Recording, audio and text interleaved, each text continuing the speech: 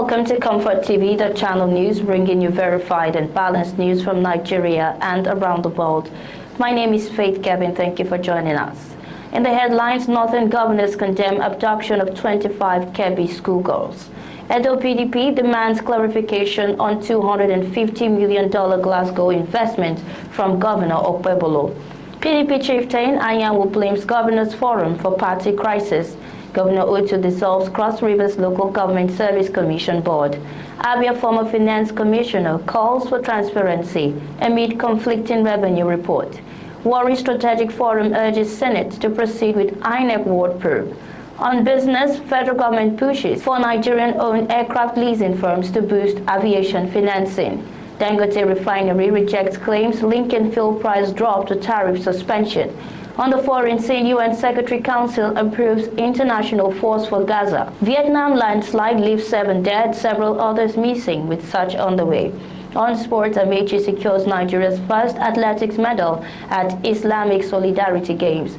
Barry McGuigan raises safety concerns ahead of Anthony Joshua vs. Jake Paul fight. Now the news. The Northern States Governors Forum, NSGF, has strongly condemned the attack on Government Girls Comprehensive Senior Secondary School Maga in the Danko-Wasagu area of Kebbi State, where bandits abducted 25 female students and reportedly killed a school official. In a statement, the forum's chairman and governor of Gombe State, Governor Inuwa Yahaya, described the mass abduction as tragic, senseless, and completely unacceptable. He warned that persistent assaults on schools pose a serious threat to the region's stability and to Nigeria's educational development. Governor Yahaya extended the forum's condolences to the government and people of Kebbi State, particularly the families of the abducted girls and those affected by the violence. He assured Governor Nasir Idris of the forum's full support during this difficult time. He emphasized that schools must remain safe spaces for learning, not targets of criminal attacks, noting that such incidents risk reversing progress made in boosting school enrollment and reducing the out-of-school population. The Edo State chapter of the People's Democratic Party has urged Governor Monday Okpebolo to provide a clear and more comprehensive explanation regarding the $250 million investment he recently claimed to have secured from Glasgow. The party said the announcement has left many residents confused, as the state government does not offer details about the source, structure, or purpose of the supposed investment. In a statement issued in Benin City, the PDP's publicity secretary, Mr. Daniel Osa Owegi, noted that the governor's claim has become a growing source of concern and embarrassment for the people of Edo State, who expect transparency in matters involving such a significant financial commitment. Mr. Osa Owegi also expressed worry about what he described as the apparent neglect of several ongoing and previously initiated projects from the administration of former Governor Godwin Obaseki. He added that the PDP will pay closer attention to how the present government handles the state finances, particularly in areas where transparency and accountability seem to be insufficient. Although the PDP reaffirmed its respect for lawful authority and the institution of government, Mr. Osa Owegi stressed that the party's loyalty remains with the people of Edo State.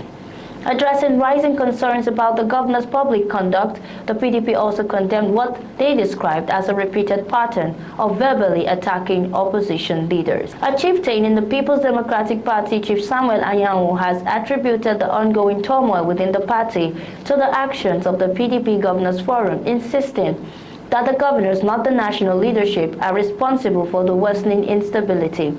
Chief Anyanwu, former national secretary, dismissed suggestions that he contributed to the party's challenges, arguing that he had fulfilled his responsibilities. He rejected his recent expulsion as illegal, stating that he could not challenge illegality in court. He further alleged that some PDP governors were secretly negotiating with the ruling All Progressives Congress.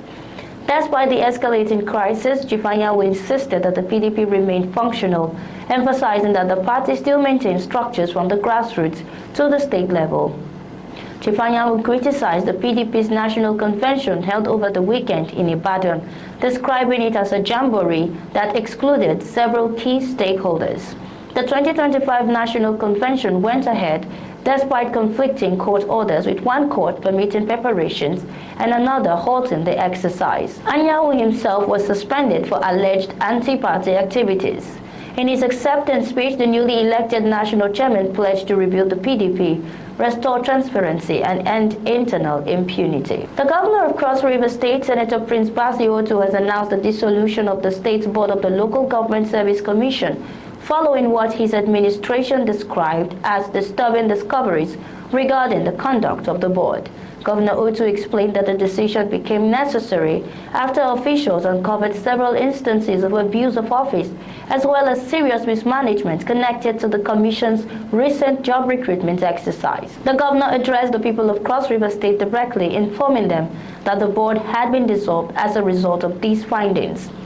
Governor Otu described the anomalies in the recruitment processes as both wrong and unfair, stressing that such conduct undermines the essence of good governance. He further confirmed that the recruitment exercise, which had already been halted earlier, would remain suspended. He emphasized that only qualified and deserving applicants would be considered once the recruitment is reintroduced under reformed procedures. The governor added that his administration would continue implementing strong measures to strengthen integrity within public institutions, with the aim of making them more honest, dependable, and accountable to the people. Former Abia State Commissioner for Finance and Budget Planning, Honorable Obinna Oriako, has called for greater transparency and accountability in the handling of the state's federal allocations and internally generated revenue. Honorable Oriako, who served under ex-governor Okezie Ikpeazu, urged Governor Alex Oti to provide a detailed account of how funds from the Federation's account and other state revenues have been utilized, citing discrepancies in recent financial reports. While Governor Oti maintains that the state's monthly revenue averages 15 billion naira, Honorable Oriako highlighted inconsistencies in the published Abia Q3 2025 financial report, noting that figures reported by the state government appear to contradict actual inflows and prior claims. Honorable Oriako emphasized that substantial funds have been received from FAAC and local government allocations, yet visible infrastructure and public projects in the state remain limited compared with neighboring states. The former commissioner stressed the urgent need for honest, verifiable financial reporting to restore public confidence, calling for clear explanations and reconciliation of the conflicting numbers to ensure accountability and proper governance in Abia State. The Central Working Committee of the Warri Strategic Forum has called on the Nigerian Senate to uphold its decision to investigate the recent ward delineation exercise conducted by the Independent National Electoral Commission (INEC). The forum warned against efforts by certain lawmakers to undermine the planned investigation, emphasizing that such interference should be disregarded to preserve fairness and transparency. The forum noted that the report appears to legitimize INEC's non-compliance with the 2003 Appeal Court ruling, which has directed the reversion from 12 wards created in 1997 back to the original 10 wards in Warri South local government area. This, the forum argues, artificially inflates the presence of these groups at the expense of the Itsekiri, who are historically recognized as the indigenous inhabitants of the area. The forum criticized actions by two lawmakers from the Warri federal constituency, accusing them of attempting to obstruct the motion and prevent a fair investigation into alleged injustices against the Itsekiri community. The forum also announced plans to formally report the developments to the Isoko leadership, seeking their counsel and solidarity as neighboring communities with shared concerns about fairness, equity, and the integrity of democratic processes. This is ComfortTV.channel news. We'll return shortly with business, foreign, and sports news. Stay tuned.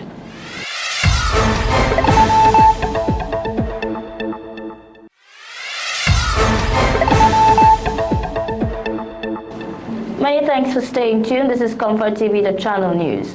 On business, the federal government has called for the establishment of indigenous aircraft leasing companies in Nigeria to deepen aviation financing and support the modernization of airline fleets. The announcement was made by the Minister of Aviation and Aerospace Development, Mr. Festus Keyamo, at the 2025 Pan National Aviation Conference, FNAC, at the Eco Hotel and Convention Center, Lagos. The two-day conference is themed Elevating the Nigerian Aviation Industry through investment, partnership, and global engagements. Mr. Keyamo emphasized that Nigeria is not only a large market but also a strategic aviation hub, and that funds investment proposals are structured to attack private sector participation through transparent public-private partnership frameworks. He noted that Nigeria's strengthened legal framework for aviation financing has created a conducive environment for local leasing firms, enabling airlines to access finance more easily for fleet expansion. Still on business, Dangote Petroleum Refinery has clarified that the recent reduction in petrol pump prices in Nigeria resulted from its internal pricing strategy and was not influenced by the federal government proposed 15% import tariff. The refinery reduced its premium motor spirit gantry price from 877 naira to 828 naira per litre, and coastal price from 854 to 806 naira per litre on November 6, preceding adjustment by downstream marketers. The company described report linking the price decline to the government's tariff policy as inaccurate and inconsistent with market realities, with the 15% import tariff approved by the presidency in October. It had not been implemented and therefore did not impact pump prices. Dangote highlighted its ongoing role in market stabilization, noting that it had previously implemented multiple price reductions, often absorbing logistic costs to maintain nationwide uniformity and support consumer affordability. In the foreign scene, the UN Security Council has approved the draft resolution endorsing U.S. President Donald Trump's Gaza peace plan and authorizing the creation of an international stabilization force to support security in the enclave. The resolution was adopted with 13 votes in favor, no votes against, and abstentions from China and Russia. President Trump's comprehensive plan, announced on September 29, aims to de-radicalize Gaza, redevelop the enclave, and establish a terror-free zone that does not threaten neighboring countries. A key component of the plan is the creation of a board of peace, a transitional administration led by Trump and supported by international leaders, which will coordinate reconstruction funding, oversee humanitarian assistance, and work with Palestinian authorities on governance reforms. Still on the foreign scene, a search operation continued in Vietnam after landslide killed at least 7 people and left several others missing. The Department of Dike Management and Disaster Prevention said a total of 14 people died or remained missing after the torrential rain and landslides from Sunday had battered Vietnam. The Vietnam news website reported, so far 7 people have died and 2 remain missing in Quang Hoa province, with 6 of the deaths reported after a passenger bus was buried by a landslide due to heavy rain on Sunday night. The bus carrying 32 people, including 2 drivers and 1 assistant, was struck by a landslide while passing through a landslide-prone section of the Can Ly Pass. Meanwhile, 3 people were reported missing in Da Nang City, while Quang Tri and Tu Thien Huy provinces each reported 1 missing person as the search operation has been underway. On to sports, Nigeria's discus thrower Obiageri Pamela Amechi claimed the country's first athletics medal at the ongoing Islamic Solidarity Games Riyadh, winning silver in the women's discus throw with a best throw of 56.99 meters. Cameroon's Nora Atimoni took gold with 57.04 meters, while Turkey's Özlem Beserek earned bronze. Choma Onyekwere Leons narrowly missed the podium, finishing 4th with a throw of 55.08 meter.